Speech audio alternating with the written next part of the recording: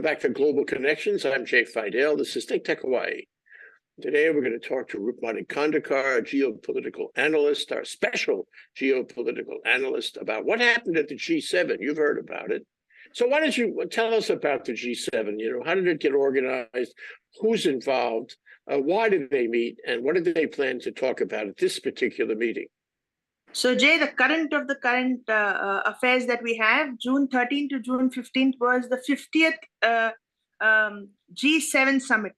So it's an annual coming together of these 7 most industrialized nations. So let's count them down. It is the US, the UK, Japan, France, Germany, Italy, and Canada.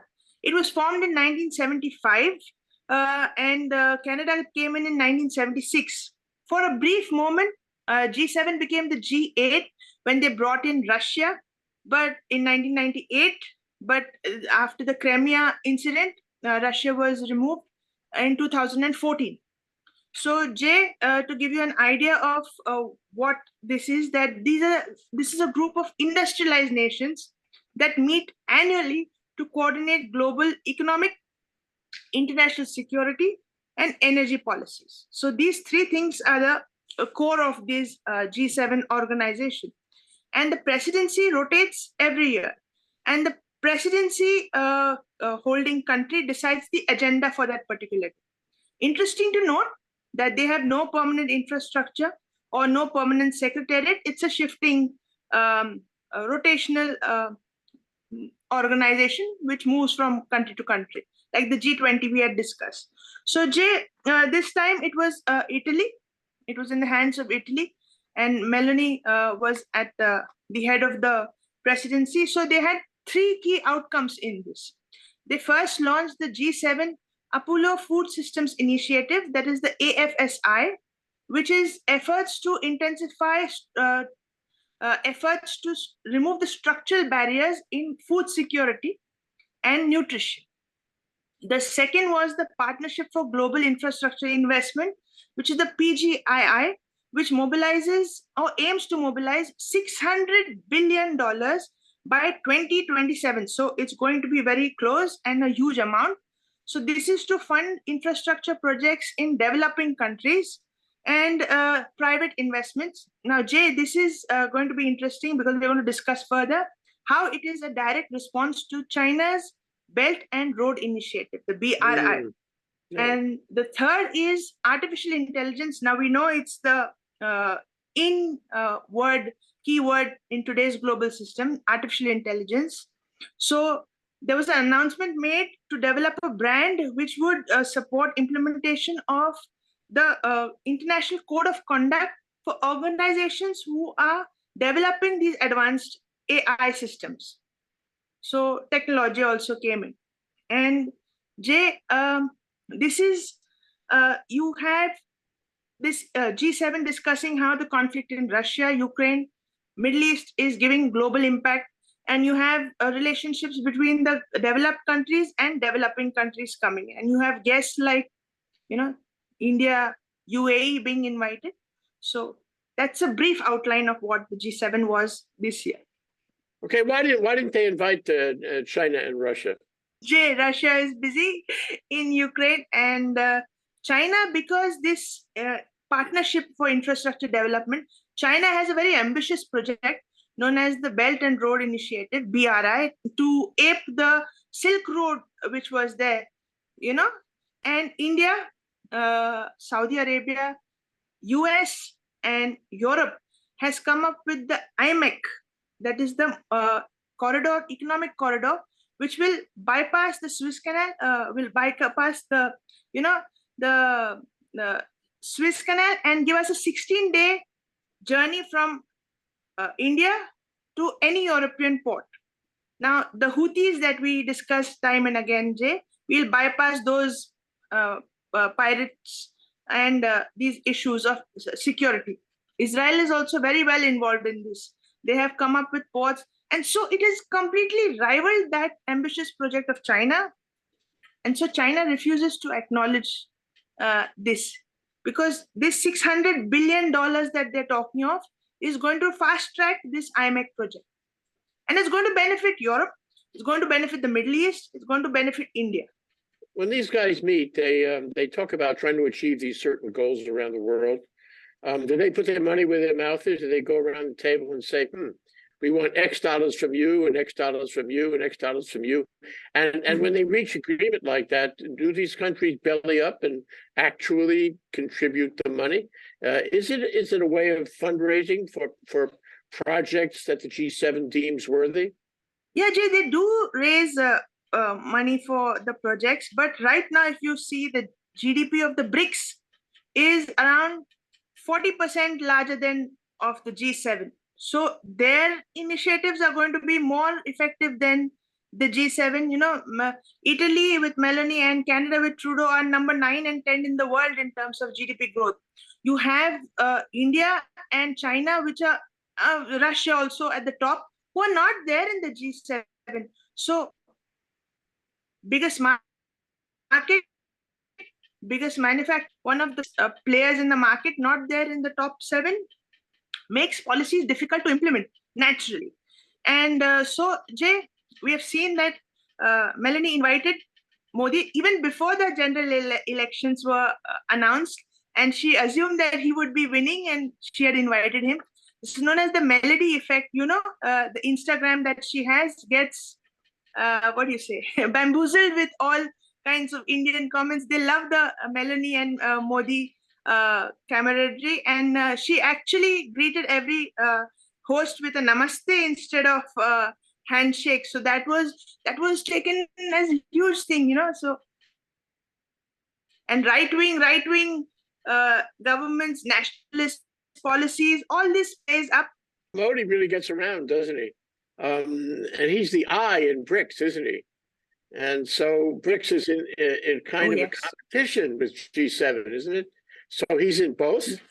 Yeah, Jay, see, the trump card that Modi plays or commands is that he always has gone for reform of the international organizations he is at the head of.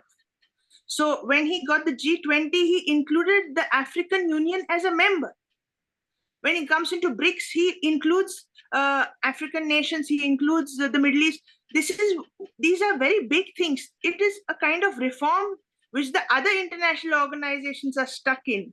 And we keep on repeating it. No reform means redundancy of the organization. And Modi keeps it up, you know, he gets it in with the times. Russia is active in BRICS, isn't it? Very much. And, you know, I mean, really, it's so interesting that there are so many organizations which seem to overlap, I'm afraid. You know, you have the United Nations, you have the G7, you have BRICS, you have the Quad, although I think that's more like, you know, regional security, the Quad. And of course, you know, you have the G20, the G30, G40, G50, G60, all the G organizations. So, I mean, don't they overlap? Isn't this kind of redundant when you have all the G's around? You are so right, Jay. So right about this. It really does contribute to the too many cooks spoil the broth is the saying that we go for it. And it's going on 2 days summit, this G7, and there were around, each nation was having 8 to 9 bilaterals. So what is happening in your on your table is far different from what is happening behind the scenes, decisions which are being made. And G7, my personal viewpoint in this, G7 top industrialized nations on the path of development, they did not discuss terrorism as a key point. They have to discuss terrorism as a key point because Israel is a sovereign democratic nation which was attacked, which faced a terrorist attack on October 7th. And they refuse to bring it on the table. They call it the Middle East conflict. It has to be with how do you deal with terrorism? How do you deal with migration? How do you know, these are the relevant points. If these come up in all these G things that we talk about, that would make the organization more developed. Now, if you talk about like the food security, without addressing why the food security has a lapse, Ukraine being attacked by Russia, Israel being attacked, giving a terrorist attack, what should, any industrialized country, if they are attacked, they will go into a recession, they will go into a collapse, the stock markets will fall down, there will be food security in one of the most industrialized nation if there's a hard terrorist attack. So these are issues which have to be addressed head on, Jay. And international organizations, we have seen, even at the UN, which is the sole intergovernmental universal organization, it also refused to bring this to the table. Concrete, straight up issues are never discussed. It's about, utopia, idealistic goals. It's about future paths are good, but what about the present? Address the present. We spoke about, almost 2 years that we're speaking of the Ukraine-Russia. We spoke about how there should be a collective coalition of governments. If the G7 come together and say we are going to stand on the Ukraine border and protect the Ukraine border, it finishes. The things that are happening these days involve every country in the EU. It involves the autocracies. It involves NATO for sure. And so they limit themselves when they don't include these points on the agenda. Who determines the agenda? Is it the president, so to speak? I guess that would be Maloney. Yes. Or is it the group in general that votes on the agenda? The president of that year determines the agenda, but there are Sherpas who work behind the clock, and they give a continuity to the agenda from year to year. Sherpas are those executives who work and frame the points, the conclusions, the agenda, like that. So, but the president of the summit decides what is going to be discussed on that time. So that's the way, Jay. Well, did anybody at the table say, wait a minute, you guys, we have big problems in the world. We have problems that are very immediate, and they're not on the agenda. What about we include them on the agenda? Was there any dissension on that? Or did they just go along with this vanilla kind of agenda? Vanilla kind of agenda with smiles and love all over. It's like that, just in the cartoons, we used to see those birds and chirping and the flowers falling. It is like that on the table, Jay. But Jay, one point that we have very visibly brought out, we have the right wing, which is sweeping Europe. And we had the religious factor also come in the G7 when the Pope addressed the meeting for the first time, and he was welcoming the guests to the Vatican also. We know he is a head of state of the Vatican, and Vatican is the smallest state of the world. So he has every right to be there, agreed, as a guest. But that was kind of in a viewpoint that it was religion brought to the front. There is underlying weighting. You've read Samuel Huntington's Clash of Civilizations? It talks about the Crusades being revisited, and I think the entire world has brought religion to such a tense atmosphere. When you have the Pope come in, also you have Melanie declares herself as I'm a Christian, I'm a woman, I'm this, I'm that. So bringing the faith to the political table, the distinction between the state and the religion has disappeared. And so that's very troubling, because that's happening in the U.S. too. And when the Pope shows up and makes religious statements and reminds us that religion is present in the G7 too, you say to yourself, the whole world is at risk of merging religion and politics. This is not so good. So if I think I already know how you would have changed the agenda. We ought to get you on there somehow. But let me ask you this: in a world that moves so fast that the news cycle, which used to be maybe 2 weeks, now it's less than a week. Everything changes almost every day. The media has to keep up, and it wants to keep up. Sometimes it keeps up, by projecting what's going to happen. But what about meeting once a year? That to me, that seems very that's slow. It's slow. They should be meeting more often, don't you think? That is, like you said, exactly. It's just formality. It is simply formality, Jay.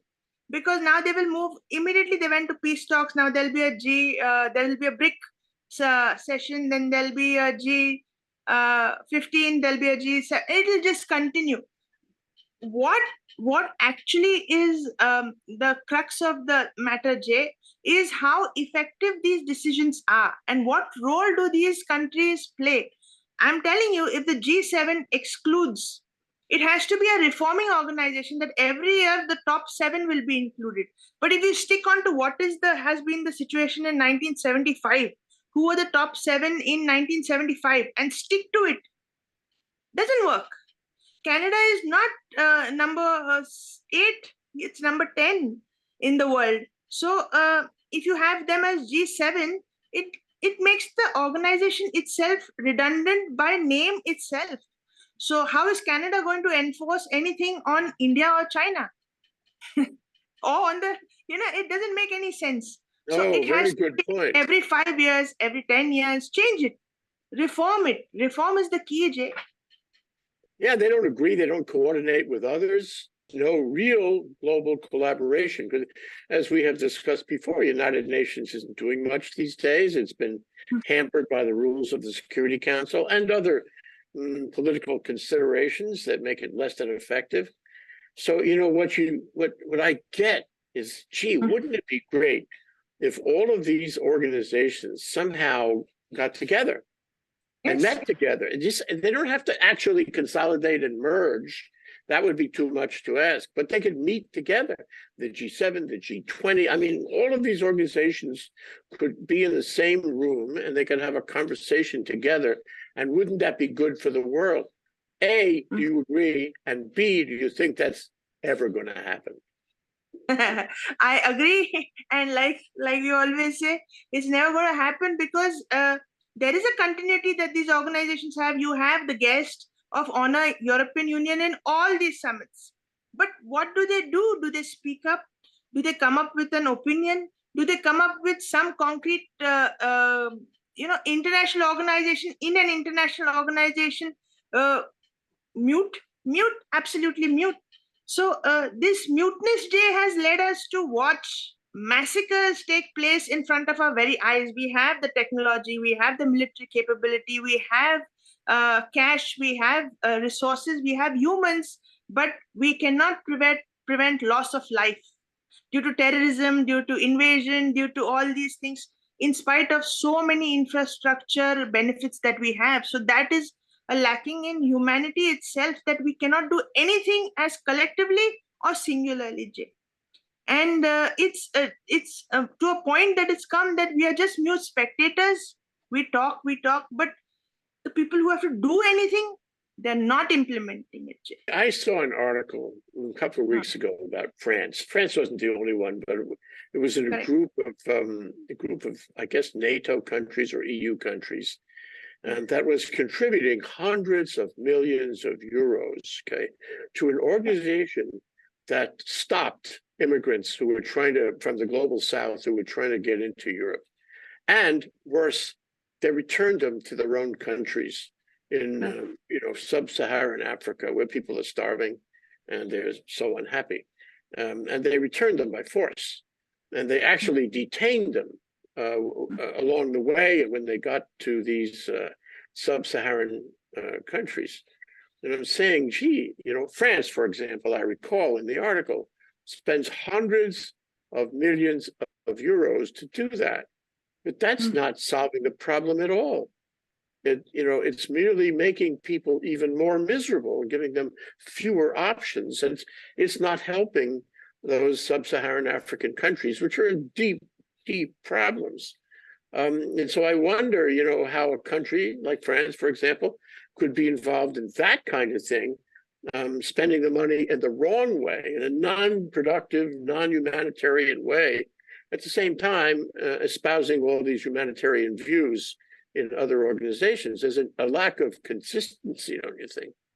Yeah, Jay, you're so right about this one. And you know about what's happening in the UK. They're sending them to Rwanda. Now, the problem is, if they have Congo people being sent to Rwanda, there's a civil war between those two countries. What do you do about that? So leave aside everything. The migrants are going to turn back after a few days, come back from another coastline and re-enter. So it's a cycle that they're playing with. And okay, you will send some migrants out, but what about the displaced Palestinians, displaced Middle Eastern people? What about the migrants just for the sake of migration coming in? That doesn't make any sense. Refugee rules are so ridiculous. They ask them at the border, what is your age? And you have 40 plus men telling that they're 13 years old and they are taken by word and put into schools in Germany. This is the way you regulate immigration. No, it doesn't make any sense. So right now, immigration has totally collapsed in Europe. Europe is not the Europe that we used to love and we used to go for holidays for Europeanness. It's losing the Europeanness. I'm very sure about that, Jay. Yeah. So, what comes to me, just as in the context of this conversation, is there needs to be global leadership. There needs to be global coordination of all these organizations which pretend to be doing good works.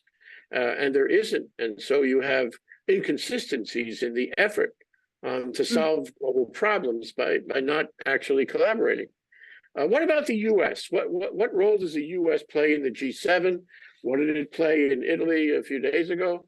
What is missing, if anything, and how can the U.S. do a better job with G7? Jay, we had that scene, very famous scene, if you've seen it, that clip where Joe Biden drifts away watching something and he is not interested. We had no concrete statement by the leader of the biggest country in the world saying that this has to be done, we'll follow up. Nothing of that sort. He's gone as a recluse in the background. And Jay, his immigration policies, we know he came back again to having a cap. And if that goes above, they will stop the migrants. That is going to be rejected. So he's also in a mess with immigration. So at this point of time, Joe Biden has got two problems. One is his follies, which are age-related, yes, no problem. But second is his immigration policy. And third is his, I forgot to include, the recession that he's brought into America. And that is playing into the hands of Trump. Trump has not done anything extraordinary, Jay. He has just sat back and watched Joe Biden make the mistakes. The countries in Europe, especially the EU and NATO for that matter, find themselves in a situation where they need to make plans for Trump's emergence, either as a winner of the election or as the guy who takes over despite the election. But they are, trying to deal with that possibility. And so you mentioned that the G7 would meet every year. So here we are in June of 2024. Presumably in June of 2025, they will meet again. If Trump is the president, that's an awful question. I'm sorry, I have to ask you this. If Trump is the president in 2025, what happens to the G7? He has already indicated he doesn't favor continuing the EU support for the EU or NATO. He has very peculiar geopolitical aspirations and policies. What will happen to organizations like the G7? Jay, now you see this utopian outcomes that we have of food security, all that he will not accept. He will be like, why do they need to fund climate change? Why do they need to fund NATO? Leave it. He will not. He is a person who is just coming to undo what Joe Biden has done. And he is, he's portraying himself as a messiah who will stop the Ukraine-Russia war in a day. He will solve the Middle East conflict in a day. So 2 days gone. And from the third day onward, immigration. So all these things are just written for him. And I think it's going to be the most chaotic international relations that we are going to see, Jay, because the UN itself being redundant is going to be pushed into oblivion with Trump's presidency, Jay. Oblivion means they are not going to be even considered anywhere right now. They are nowhere, but after Trump comes in, nothing. And who will be smiling, Jay? Putin will be smiling, for sure. Yeah, well, but some of these countries in Europe are saying, well, we have to fend for ourselves. Now, for example, there was this whole issue under Trump that they weren't meeting their required contribution to European defense. That's changed. A lot of these countries are meeting their requirement to contribute to European defense. And what that tells me is that they're saying we're not going to argue with Trump or the US about that. We'll just do it. We will find our own leadership. We will find our own mettle. We'll find our own backbone on this. And we'll just proceed in a way that's consistent with the consensus, because the EU is all about consensus. And I wonder if that was reflected in some way at the G7, or whether there's other indications of that to say that Europe is getting stronger because it is having less confidence in the future of US policy. No, European countries themselves are too small to decide anything individually. That's why they came to the International Organization of European Union. And European Union itself became a collective do nothing. Each country of Europe was like doing nothing, and now European Union is a collective do nothing. And that really requires a very strong US leadership to guide European policies. That's why, Jay, we need a very strong leader at US head at all times if you want the world to function smoothly. And big flaws in Biden's presidency, that de-dollarization has happened, sanctions on Russia, economic policies he made, which strengthened Russia, which weakened the dollar, which brought about domestic recession. These things, were not. That breaking of the cycle of dollar was a big blow to American economic structure, Jay. So we have three photographs we're going to show at this point. One is the logo of the G7, and we'll show that for a moment. So that changes every year. Oh, that's it.